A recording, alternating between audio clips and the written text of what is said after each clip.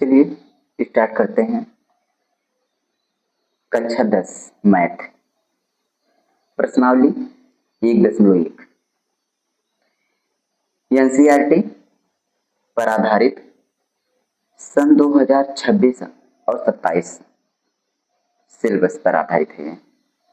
जो आपको 2026 और 27 में जो सिलेबस पढ़ने हैं उस पर हम कक्षा 10 के सिलेबस की बात करेंगे। ध्यान दीजिए, हम बात करते हैं क्वेश्चन नंबर 1। क्वेश्चन नंबर 1 में कह रहा है निम्नलिखित संख्याओं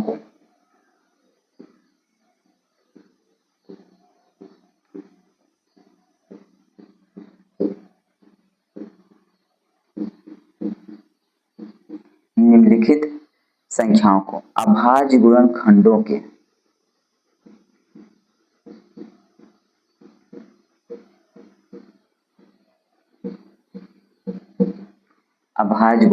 के रूप में लिख लीजिए।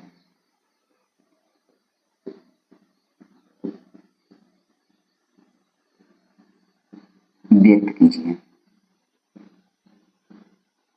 चलिए बेसिक के विषय में, संख्याओं के प्रकार में हमने बेसिक के विषय में बात किए हैं। आप उस वीडियो को देख सकते हैं, तभी जाके यहाँ पर थोड़ा बहुत समझ में आएगा। चलिए पहला हम बात करते हैं। पहला संख्या दिया गया है 140। क्वेश्चन तो भैया हम याद किए नहीं रहेंगे मैथ का इतने बुक में, इसलिए कहीं से हमें एक किसी विद्यार्थी के पास एक कक्षा 10 का मैथ मिल गया था, वो भी पुराना है, लेकिन हमने सिलेबस देखा हुआ है 2026 और 27 में आपको क्या पढ़ना है, उसी पर हम आधारित वीडियो बनाएंगे।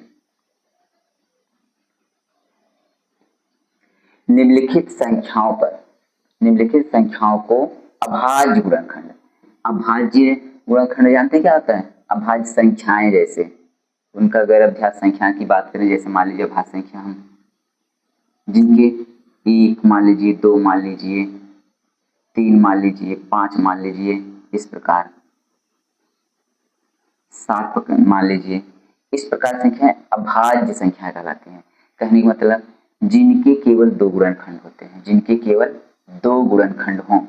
यहाँ बात करिए, देखिए अभाज्य गुणनखंड, ये तो छोड़ ही दीजिए, 2 को देखिए, इसको अगर इसको तोड़ोगे तो ये 1 से कटेगा, 2 से, केवल इनकी 2 गुणनखंड है, 2 फैक्टर है, इसको हम कहेंगे ये अभाज्य संख्या है। 3 की बात करें, ये 1 और 3 से कटेगा, ये 2 गुणनखंड है, क्योंकि 2 फैक्टर। 5 की बात करें, ये 1 और 5 से कटेगा, ये अभाज्य संख्याएं हैं। इस प्रकार संख्याएं अभाज्य संख्या कहलाते हैं, केवल 2 गुणनखंड जिनके होते हैं। हाँ, इनकी संख्याओं बात करेंगे जिनके केवल, जैसे मान लीजिए अगर आपको 140 को अभाज्य गुणनखंड के रूप में व्यक्त करना है, अभाज्य गुणनखंड के रूप में व्यक्त करना है, तो आप 140 को आप फैक्टर कर लीजिए, यानी गुणनखंड कर लीजिए। एक प्रकार से ये रफ कार्य समझ लीजिए। मान लीजिए भाज्य गुणनखंड लेना है। देखिए भाज्य संख्याओं की बात में नहीं करनी है, यहाँ भाज्य संख्याओं के विषय में सोचना ही है। जैसे हमारा 4 हो गए थे भाज्य संख्या, इसके विषय में हमें 2 देखना है, 3 देखना है, 5 देखना है, 7 देखना है, इसके बाद 11 देखना है। इन संख्याओं के विषय में बात करेंगे। 4, 6, 8 इसके विषय में बात ही नहीं कर रहे हैं हम, क्योंकि यहाँ से इसको नहीं काट सकते। मैं अभाज्य संख्या के विषय में पूछे तो आप अभाज्य संख्या पर फोकस करोगे, तो अभाज्य संख्या से किससे कटेगा ये? चलिए पहले नंबर तो 2 से देखा जाए, 2 से कट जाएगा, 2 अभाज्य संख्या है, बात सही है। 2 7 14, 0 आ जाएगा।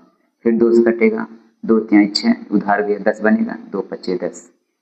अब 5 से कटेगा, 5 7 35, 7 1 7। देखिए इसमें जितनी संख्याएं आई हैं सब अभाज्य संख्याएं आई हैं, क्योंकि न तो 4 नहीं कटा, 6 से नहीं कटेगा, 8 से। ये भाज्य संख्याएं होती है भैया, जिनके फैक्टर ना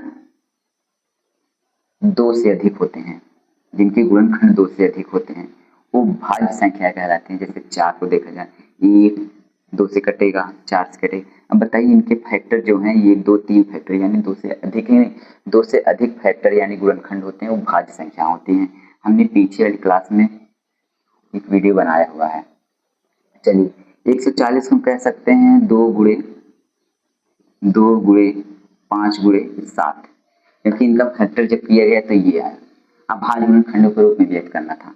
इसको आप लिख सकते हो 2 2 बार है, 2 की घात 2 हो जाएगी, गुणे 5 गुणे 7। ये रहा आपका 140 का अभाज्य गुणनखंडों के रूप में व्यक्त करना था, हमने व्यक्त कर दिया। अब बात करते हैं आगे।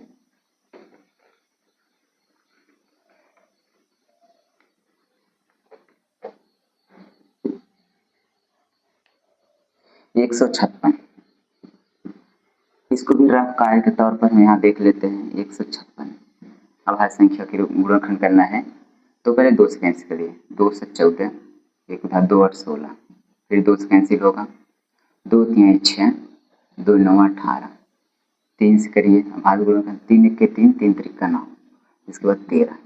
इसका अभाज्य गुणनखंड जब किया गया तो ये 2 गुणे 2 गुणे 3 गुणे 13।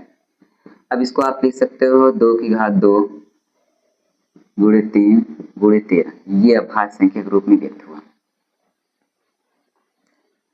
आगे बात करते हैं।